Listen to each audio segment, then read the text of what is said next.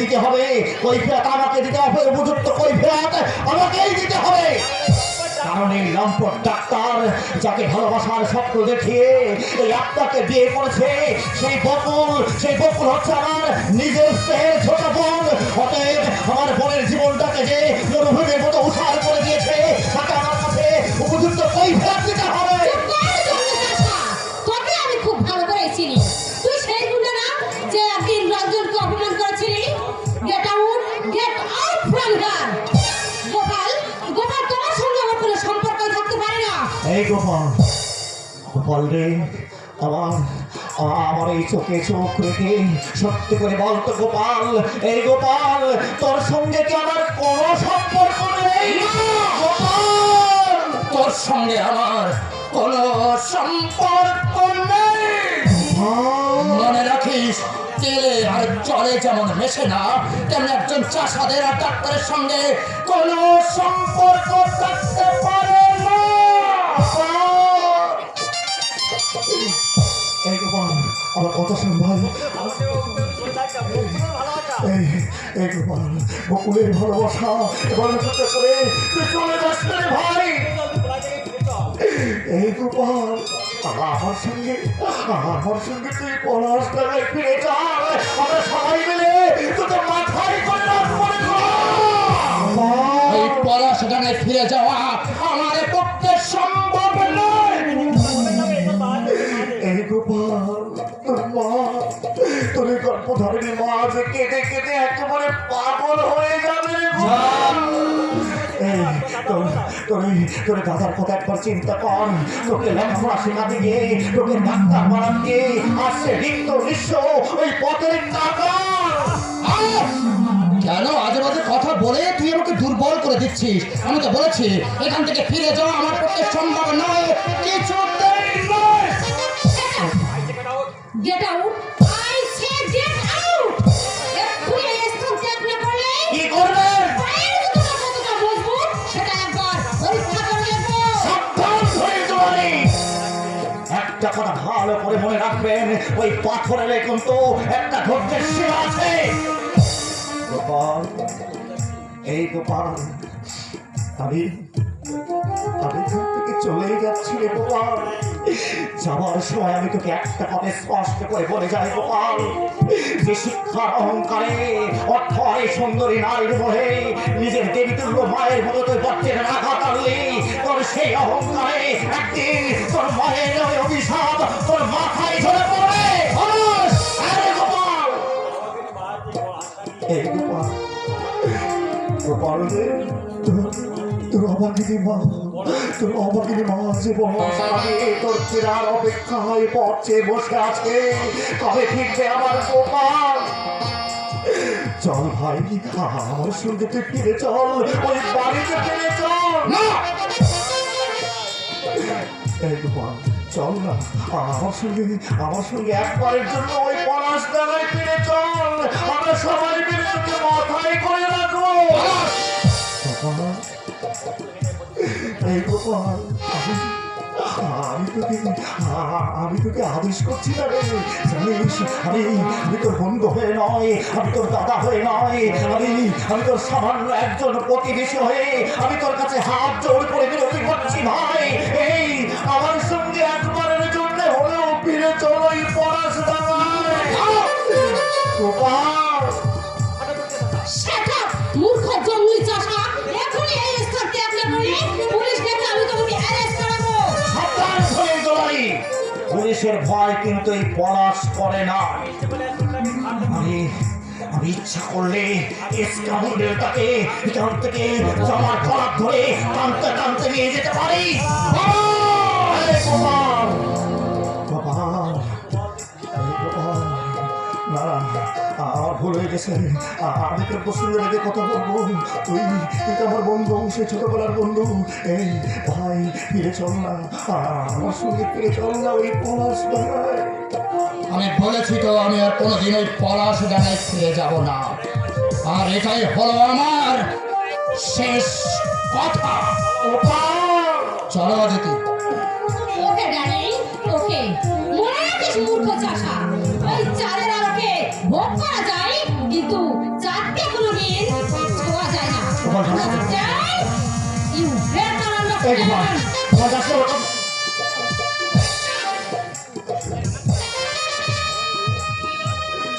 হাতটা ছেড়ে দে পলাশ।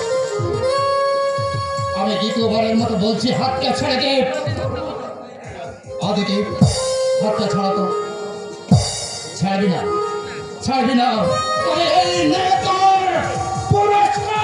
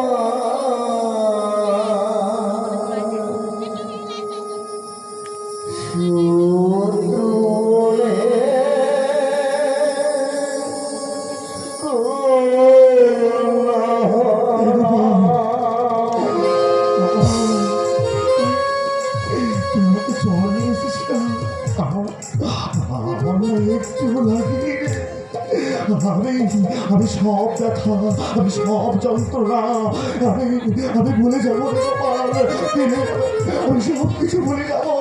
তবু আমি শেষবারের মতো তোর কাছে অনুরোধ করছি রে ভাই, এই ফিরে চল না রে, ফিরে চল না ওই পলাশ ডাঙায়। আমি তোর বন্ধু হয়ে, আমি তোর পা ধরে অনুরোধ করছি রে ভাই, আমার কাছে ফিরে চল না, এই ফিরে চল। এখনো তো শিক্ষা হয়নি, তাই না? এখনো তো শিক্ষা হয়নি। তবে যা এখান থেকে দূর হয়ে যা।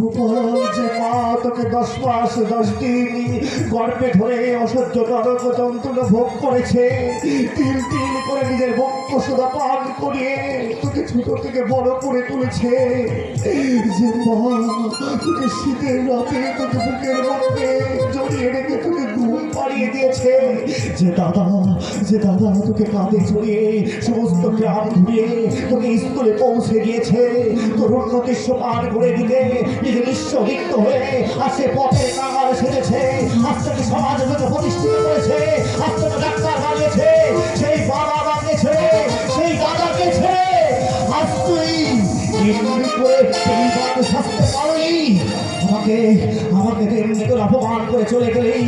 এই আমি যে সমাজের বুকে সুস্থভাবে বাঁচতে চেয়েছিলাম, সুন্দরভাবে মানুষের মাঝে মিলেমিশে থাকতে চেয়েছিলাম, কিন্তু আমি পারলাম না রে গোপাল, আমি পারলাম না। তোদের মতো জানোয়ারদের মতো, তোদের মতো বেকারদের মতো, তোদের মতো শয়তানদের জন্য আজ আমি নরকের পথে চলতে চেয়েছি, আমি নরকের পথে চললো।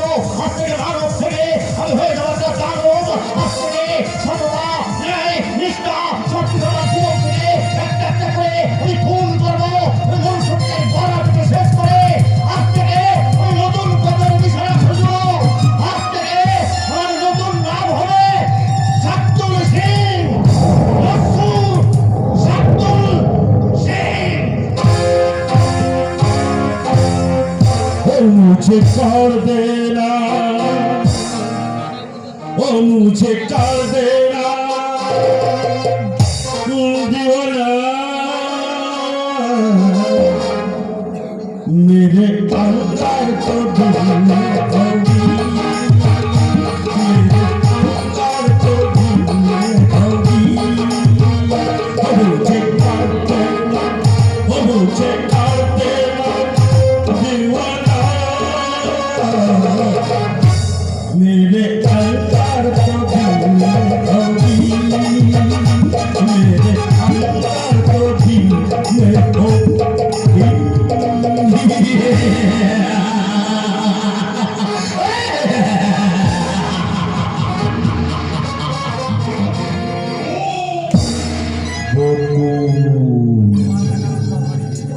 পলাশ ডাঙারুর বল মাটিতে ফুটে ওঠা একটা তরতাজা ফুল।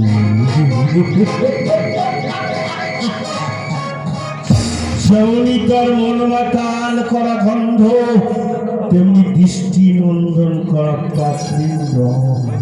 ওই মনোহরিণী রূপ আমাকে পাগল করেছে, আমার চোখের ঘুম কেড়ে নিয়েছে।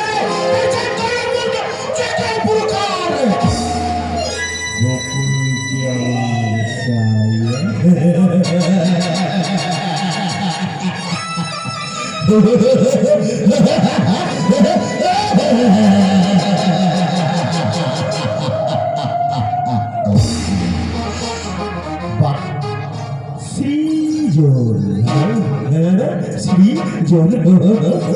সৃজন আমার বাধার প্রাচীর হয়ে দাঁড়াতে চাইছে। আগে সে নামটা আপনার কাছে বলতে আমি সংকোচ বোধ করছি। রঞ্জন, নির্ভীক আর বিশ্বস্ত ম্যানেজার হিসাবে আমি তোমাকেই জানি। হ্যাঁ, সে প্রমাণ দিতে আমি আপনার কাছে এসেছি বড়। সেটাই হবে আমার ম্যানেজারের সঠিক কাজ। বলো, কে তোমার কাজের বাধার প্রাচীর হয়ে দাঁড়াতে চায়? সৃজন মানে ছোট বাবু। রঞ্জন, কি করেছে সৃজন? দিন রাত মধ্যে ওই ছোট লোকদের সঙ্গে মেলামেশা করছে, আর ঠিঙ্গি মেয়েটার প্রেমে একেবারে হাবুডুবু খাচ্ছে। রঞ্জন, আমার অপরাধ নেবেন না বড় বাবু, আমি তাকে যথেষ্ট বোঝাবার চেষ্টা করেছি, কিন্তু তিনি আমাকে রীতিমতো অপমান করে ওই নষ্টামের প্রেমে হাবুডুবু খাচ্ছে। আপনার মান সম্মান নষ্ট হতে দেব না। মস্কনের পাল্লায় পড়ে এই ভবানী ভট্টাচার্যের মান সম্মান নিয়ে চিরমিনি খেলতে চাইলে ওই হারামজাদাকে আমি চাবুক মেরে উঠিয়ে দেবো। এই ভবানী ভট্টাচার্য তার অর্ধ সন্তানকে শাস্তি করতে জানে।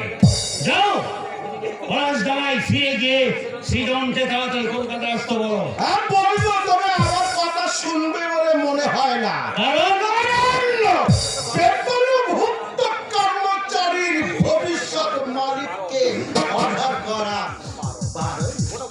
আমার কোনো ভয় নেই। আমি যা বললাম তুমি তাই করবে। যদি না শোনে তাই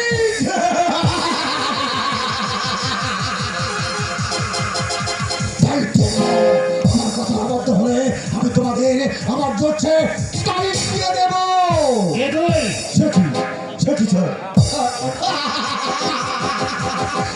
পারছেন না, আমাকে চিনতে পারছেন না স্যার? এই তো কিছুদিন আগে আমি জোরছে টাইট দিয়ে গেছি। বল, কে তুই? আয়না পাগলা, আয়না। আগো বাবুরা, আমি ধ্বংসের দুধ, আমি মূর্তিমান ঝড়, আমি পাগলা আয়না। এখানে কি চাই? কোন অধিকারে একজন দুঃখিনী মায়ের বুক থেকে ছিনিয়ে নিয়ে তার আদরের সন্তানকে, কোন অধিকারে একটা দাদার বুক থেকে ছিনিয়ে নিয়ে তার আদরের ছোট ভাইকে? আমি আইলাম যেখানে অন্যায়, সেখানে বিচার, সেখানে আমি পোড়ারের দত্ত হয়ে চাপিয়ে হয়ে সব কিছু ভেঙে ছুঁড়ে চুরমার করে দিই। সত্যিকারে বল, কে তুই? বিশ্বাস হচ্ছে না বাবু গো, আমি আগে ছিলাম পশ্চিমবঙ্গের নদীর বাঁধ, প্রতি বছরে বছরে ভেঙে গিয়ে ভাসে ভাসিয়ে দিয়েছি সারা পশ্চিমবঙ্গ, কিন্তু তোমাদের মতো ভদ্রবাসী সরকারের গরিবের অন্ন লুটপাট করে খেয়ে আমি ভূমি বাজিয়েছেন।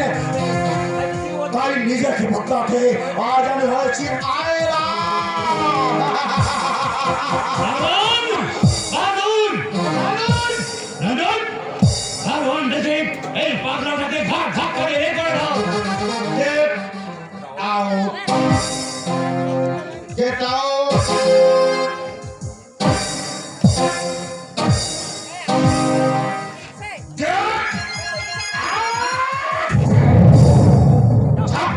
যা শালা, দূর হয়ে যা।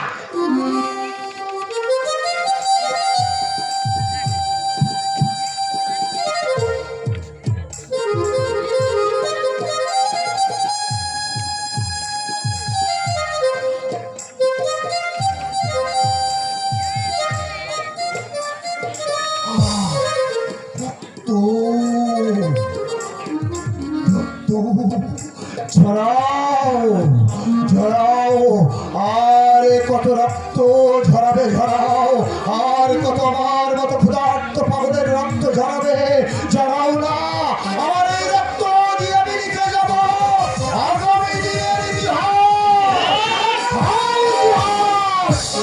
ইতিহাস, যে ইতিহাস পড়বে আগামী দিনে ছাত্র সমাজ, যে তোমাদের মতো সরকার স্বার্থপরদের সঠিকভাবে চিনতে পারে। তোমাদের অহংকার মিলার ভেঙে চূর্ণ বিচূর্ণ করতে আবার ছুটে আসবে আয়রা। সাবধান সাবধান, আমার মতো ক্ষুধার্ত পাগল আবার ছুটে আসবে, আবার ছুটে আসবে।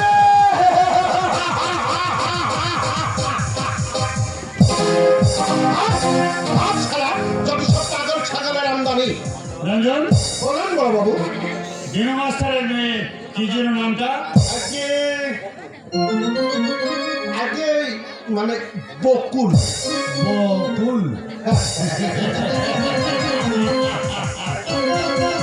ওই বকুলকে স্বীকার করতে না পেরে তুমি কি হতাশ? আগে আমি মানে ঠিক আপনার কথাটা বুঝলাম না। ওই পলাশ দেওয়ার বকুল যে তোমার মনের মনে কোথায় বিরাজ করছে সে কথা আর কেউ না জানলে আমি জানি। আগে আপনি যদি ভেবে থাকো পলাশ দেওয়ার বাগান বাড়িতে তোমাকে ম্যানেজারি করতে পাঠিয়ে দিয়ে এই ভগবান ভট্ট থাকছো নাকি শরীর চাপ দিতে ঘুমাচ্ছে, তাহলে তুমি মহা ভুল করবে। আগে না মানে আমি তোমার প্রতিদিন প্রতি মুহূর্তে তৃপ্তি করা আমার জানা, কারণ একটা ম্যানেজারের উপর আর একটা ম্যানেজার সর্বক্ষণ লক্ষ্য রাখে। বড়বাবু না না না না না না, হতাশ হওয়ার কোনো কারণ নেই। দিনু মাস্টারের মেয়ে বকুলকে তুমি পাবে যদি তুমি আমার কথা মতো কাজ করো। আগে আপনার অনুগ্রহে আমি বেঁচে আছি।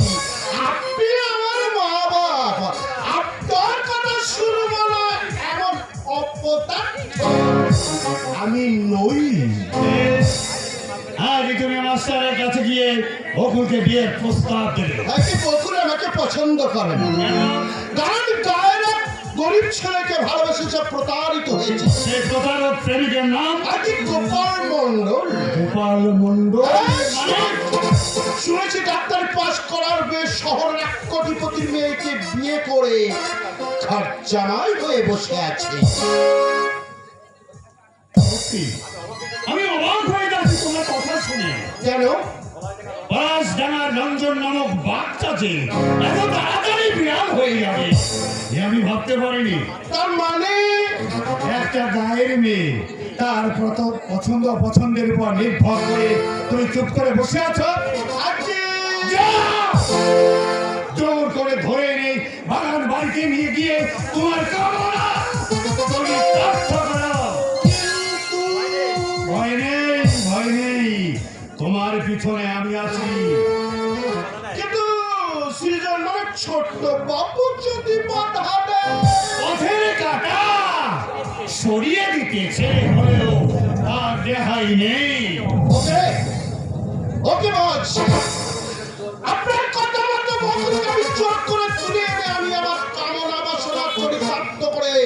সেদিনকে সেই অপমানের চরম পাতলা আমি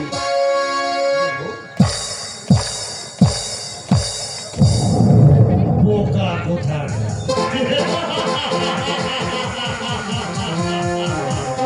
আমার কথা বিশ্বাস করে ওই জ্বলন্ত আগুনে ঝাঁপ দিতে ছুটে গেল। ও জানে না এই ভবানী ভট্টাচার্য কাঁটা দিয়ে কাঁটা তুলতে চায়। আমার মেয়ের সুখের পথটা পরিষ্কার করতে ওই সনের আগে কেউ ভাগার প্রাচীর হতে হতে না পারে সেই পথ আমি আগে থেকে পরিষ্কার করে রাখতে চাই। আর সৃজন যাতে ওই ভিখারির মেয়েকে ঘরে তুলতে না পারে সেজন্য আমি তাকে কলঙ্কিনী সাজাতে চাই। পারবে না বাবা। সতী সাবিত্রীকে তুমি কোনোদিন কলঙ্কিত হতে পারবে না। কার কথা বলছিস মা? নিজের কথা। কারণ তোমার এই সত্যবান মাতা জামাতা থাকতে এই অদিতিকে কোনোদিন কলঙ্কিত হতে দেবে না। আমি এসব কলঙ্ক বিশ্বাস করি না। অদিতি দু চারজন পুরুষের সঙ্গে মেলামেশা করলে অদিতি যে পুরুষের সঙ্গে একটু ডান্স করলে কলঙ্কিত হয়ে যায় না ড্যাডি? আমি তো তোমার স্বাধীনতায় বাধা দিইনি অদিতি। দিয়েছো। তুমি মাঝে মাঝে আমাকে সন্দেহ করো।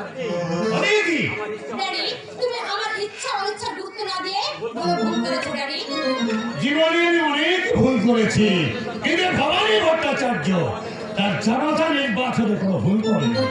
আরে ভাই গোপাল, তোমার নার্সিং হোম এখন কেমন চলছে? আর কিছুদিনের মধ্যেই আপনি লাভের মুখ দেখতে পাবেন না। Don't very good, my son. আমি জানতাম তুমি পারবে, কারণ আকাশে অসংখ্য তারার মাঝে ধ্রুব তারা চিনতে আমার ভুল হয়। বাবা, আচ্ছা অদিতি, তুমি সত্যি করে একটা কথা বলবে? বলার মতো হলে নিশ্চয়ই বলবো। স্বামী হিসেবে আমাকে কি তোমার পছন্দ হয়নি? না, ড্যাডির কথা রাখতেই আমি তোমাকে বিয়ে করতে রাজি হয়েছি। অদিতি, তোমার মতো গায়ে ডাক্তারকে পছন্দ করার কিছুই নেই। তাই বলে শাখা সিঁদুর তুমি খুলে রাখবে? ওসব ওসব ওল্ড সেন্টিমেন্টাল কালচার আমি মানি না। কিন্তু হিন্দু ধর্মের ওসব ধর্মটা আমি মানি না। আরে ওসব পরে গায়ে বের হতে আমার লজ্জা লাগে। অদিতি, হ্যাঁ, ভালো কথা। আজ আমি আর রঞ্জন একটু দীঘা যাচ্ছি। কেন? শাখা সিঁদুর পরে মাথায় ঘুমটা টেনে ওই বালুকা বেলায় বেড়াতে নয়, সামথিং একটু ড্রিঙ্ক করে ওই সমুদ্রের নদীতে সাঁতার কাটতে। কিন্তু তোমার যাওয়া যে হবে না অদিতি। আমি তোমার নিষেধ শুনবো না। আমার নিষেধ শুনতে তুমি বাধ্য। আমি তোমার নিষেধ শুনতে বাধ্য নই, কারণ আমি তোমাকে বিয়ে করিনি, তুমি আমাকে বিয়ে করেছো। তুমি আমার বাবার টাকায় কেনা গৃহপালিত ঘর চাই। তবে কি আমি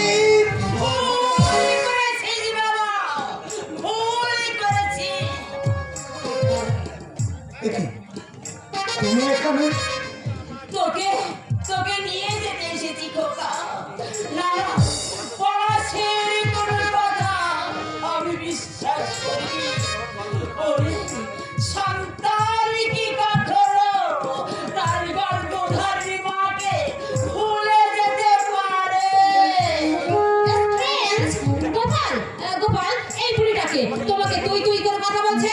ও আমার না মানে আমাদের বাড়ির কোনো ঝি গরিবিমানি সে ছোট্ট থেকে কোলে পিঠে করে মানুষ করেছি কিনা তাই নাকি? বাবুর মাথা কিনে নিয়েছো? গোপাল, গোপাল, তোমার এই গায়ের ঝি চাকরগুলোর সাহস দেখে আমি অবাক হয়ে যাচ্ছি। এইসব আনকালচার ঝি চাকরগুলোকে আজ থেকে এই বাড়িতে অ্যালাউ করবে না। Aditi, Yes, this is my order. এই মুহূর্তে দাঁড়াও ডেকে একে বাড়ি থেকে বের করে যাও। মনে রেখো, now you are a famous doctor. তাই একজন ডক্টর হিসেবে এইসব ভিখারি ঝি চাকরগুলোর সঙ্গে তুমি কোনো সম্পর্ক রাখবে না। অদিতি, অদিতি শোনো, অদিতি, অদিতি। কেমন বোকা বানালাম বলতো খোকা? আমি যে তোর মা, ওকে ওকে একদম বুঝতে দেয়নি। কিন্তু বাবা, মেয়েটা কে আর তোকে এত বকাঝকা করছে কেন? উনি বুঝি তোর মালিক। চুপ করো। একটু ভদ্রভাবে কথা বলতে শেখো অদিতি। অদিতি আমার লিগাল হয়, আইরিন আমার স্ত্রী। ওরে গোপাল, ভুল করেছিস বাবা। ওরে খোকা, তুই ভুল করেছিস। এই মেয়ে তো স্ত্রী হতে পারে না। ওরা সংসার গড়তে জানে না। ওরা শুধু জানে এই সংসার ভাঙতে। চল চল খোকা, চল, তুই আমাদের সঙ্গে ফিরে চল। এই কুকুরের বাজার ছিন্ন করে তুই ঘরে ফিরে চল। চুপ করো, তুমি চুপ করো। ওই অদিতির মতো মেয়েকে বিয়ে করা যে কোনো পুরুষের ভাগ্যের ব্যাপার। ওরে খোকা, কেন এসেছো তুমি এ বাড়িতে? এখানে আমার একটা সম্মান আছে। তোমরা কি চাও আমার মান সম্মান সব ধুলোয় মিশে যায়? ওরে খোকা, বাড়ির পোষা কুকুরের যে সম্মান আছে, একটা ঘর জমায়ের তাও থাকে না।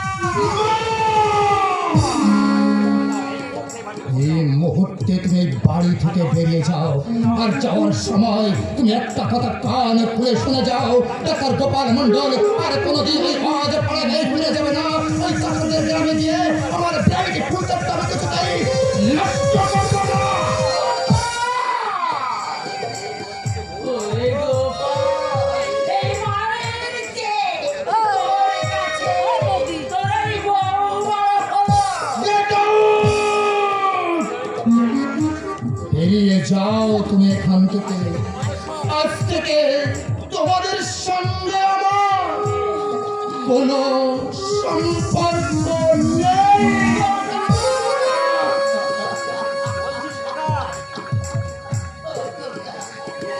তুই কি বলছিস? যা সত্যি আমি তাই বলছি।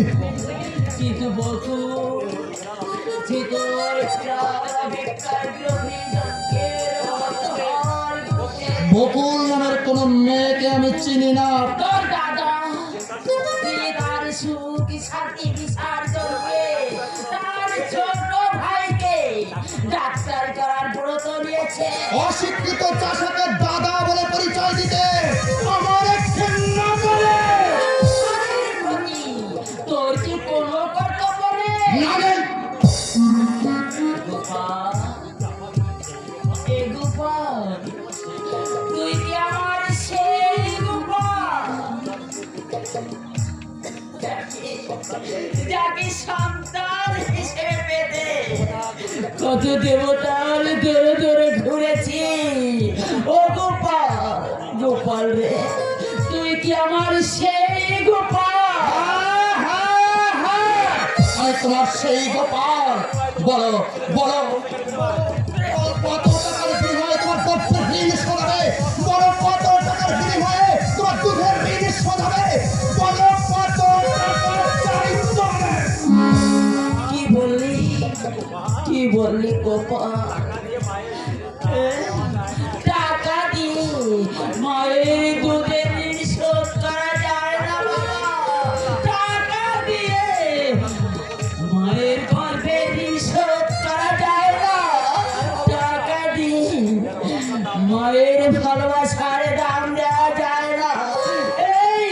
এই খোকা, টাকা দিয়ে পিতৃতুল্য দাদার কর্তব্য ঋণ শোধ করা যায় না। টাকা দিয়ে ভালোবাসার ঋণ শোধ করা যায় না। মা হয়ে আমি তোর কাছে হাত জোর করে মিনতি করছি বাবা, অর্থ আর নারীর মোহ ত্যাগ করে তুই গ্রামে ফিরে যা। না, আমি আর কোনোদিন ওই অজাপাড়াটায় ফিরে যাব না। আশা করি তোমরা আমাকে আর বিরক্ত করবে না। ওরে কৃতজ্ঞ, ওরে বেঈমান! কি বললেন? আমি অকৃতজ্ঞ, আমি বেঈমান, আমি যা, দূর হয়ে যা শয়তান। এই গোপাল, তুই মাকে ঘাট ধাক্কা মারলি, এতক্ষণ অধর লেগেছে তোর। ডাক্তার বাস করে আর অমানুষ হয়ে গেছিস তুই। এই এই জামা, গর্ভধারী মাকে ঘাট ধাক্কা মারলি। এই তাদের মাকে তুই পর করতে চাইলি। ছেড়ে দে খোকা, ছেড়ে দে। শাসন করলে ও যে তোর ছোট ভাই। গোপাল, আমরা চলে যাচ্ছি বাবা। তবে তবে এই অভাগিনী মায়ের একটা কথা মনে রাখিস, নারী আর অর্থের লোভ, বিবেক মনসত্ব বিসর্জন দিয়ে কোন সন্তান কোনদিন সুখী হতে পারে না। তুমি কি আমায় অভিশাপ দিচ্ছ? নারী খোকা না, মা কি কোনদিন সন্তানকে অভিশাপ দিতে পারে? পারে না রে খোকা, পারে না। ওরে, সন্তানকে অভিশাপ দিলে এই মায়ের বুকে ব্যথা লাগে। তাই আমি আমার হৃদয় উজাড় করে তোকে আশীর্বাদ করে যাচ্ছি। তুই সুখী হ, তুই চির সুখী হ।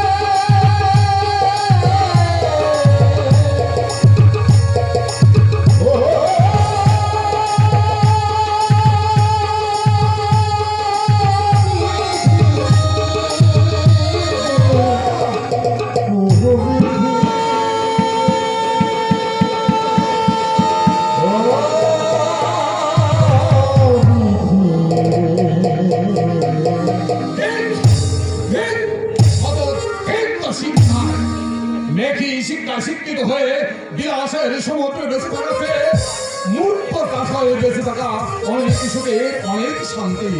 অনেক ভাই শ্বশুরের অশ্রদ্ধার ভাত খাওয়ার চেয়ে পথে পথে বিক্রি করে খাওয়া অনেক সুখের অনেক শান্তি অনেক আনন্দ। কে তুমি? আমি অভাগা চাষা গো বাবু।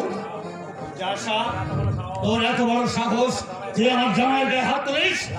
জানতাম আরে মাস এই ছোট লোক চাষাকে চাবুক মেরে ওর গায়ের চামড়া ছাড়িয়ে নুন ছিটিয়ে দাও। কিছু বলবে? না মানে বলছিলাম don't worry my Son, don't worry. আমি তোমার মনের অবস্থা বুঝতে পারছি। তোমার মতো একজন ফেমাস ডাক্তারকে একটা ডাইয়া চাষা অপমান করবে আমি ভাবতেই পারছি না। না তা ঠিক নয়। তুমি ভিতরে যাও। যাচ্ছি বাবা।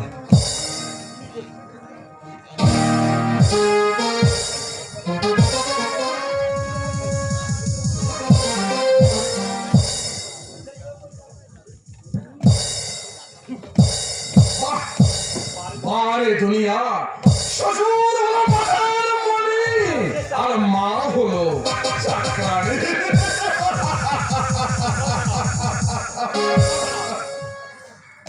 চিৎকার! ডাইয়া চাষা, বল কি উদ্দেশ্যে তুই দিন দুপুরে আমার বাড়িতে ডাকাতি করতে ঢুকেছিস? বল, তোকে আজ আমি এমন শাস্তি দেবো। আরে বাস চালাও যাবো। এই ওকে এই সারা কুত্তা কেউ না और साला और কি বলতে বাড়িতে ঢুকেছিস মস্তানি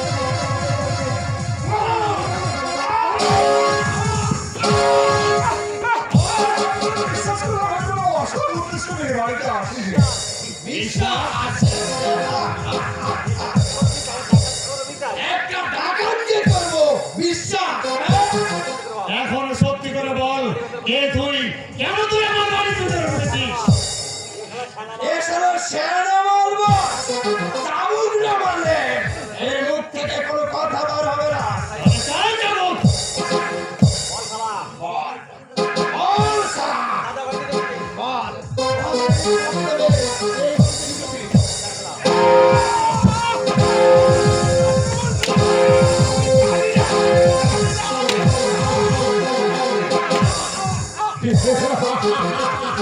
চালাই যাবো কেনটা?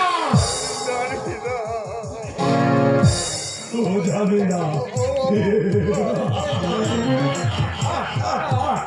ও যাবে না। চালা যাবো।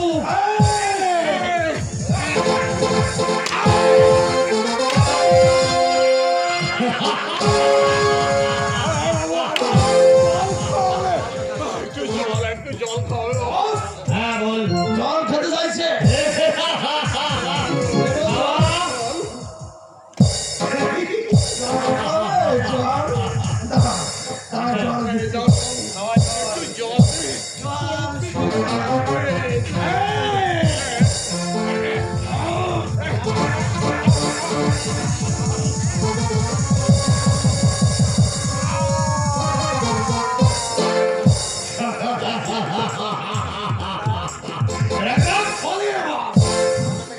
হারামজাদাকে পায়ে দড়ি বেঁধে রাস্তায় নিয়ে আয়। এখানে এসে গেলে পুলিশের ঝামেলা হবে। যথেষ্ট শিক্ষা হয়েছে রাস্তা, এবার ওকে ছেড়ে দিয়ে আমার সঙ্গে চলে আয়।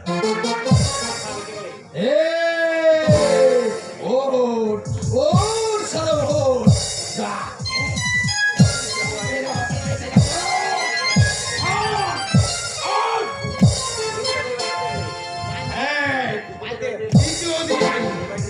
আমার দিকে ভাই দ্বিতীয় দিন যদি তোকে এই বাড়িতে ঢুকতে দেখি তোকে আমি বস্তা বেঁধে ওই নদীর জলে ফেলে দেব আমার দিকে তাকা তাকিয়ে দেখ আমি রান্তা অবস্থা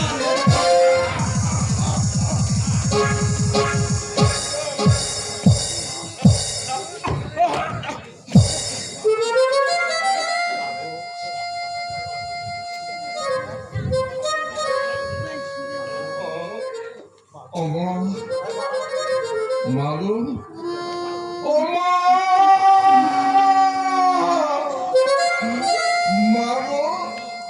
কোথায় ও মা? আর কোনদিন আমি ভাইয়ের কাছে আমি হারব না মা। ও মা, ভাইটা এখন আমার অনেক বড় লোকের জামাই, নাম করা ডাক্তার। আমার মতো হতভাগা মূর্খ চাষাকে দাদা বলে পরিচয় দিতে লজ্জা করে। না ভাই, আমাদের পরিচয় দিচ্ছে ভাই। ও ভাই, আমরা তো খুব গরিব, আমাদের পরিচয় দিলে কত সম্মান থাকবে।